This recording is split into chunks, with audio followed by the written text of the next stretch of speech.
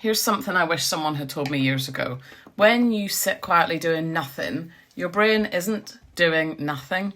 Actually, some really important processing happens when you're not constantly focused on something outside of yourself. So scientists call one of the systems involved the default mode network, and it's associated with internally focused things like remembering your experiences, thinking about yourself, imagining your future, and making sense of your life, which made me think about how most of us actually live.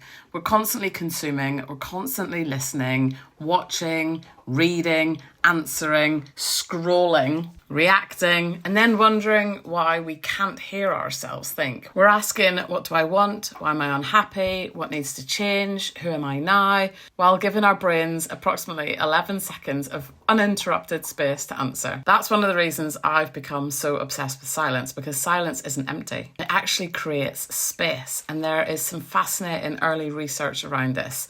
One animal study found that periods of silence were associated with the development of new immature neurons in the hippocampus. It's an area that is involved with memory and learning. It does add to something that we're increasingly understanding. Quiet isn't necessarily wasted time.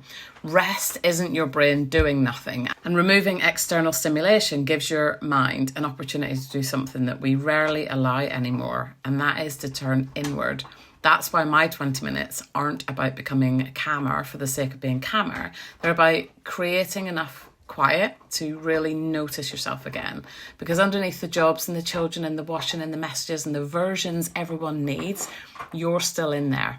Maybe you just can't hear her over all the bloody noise.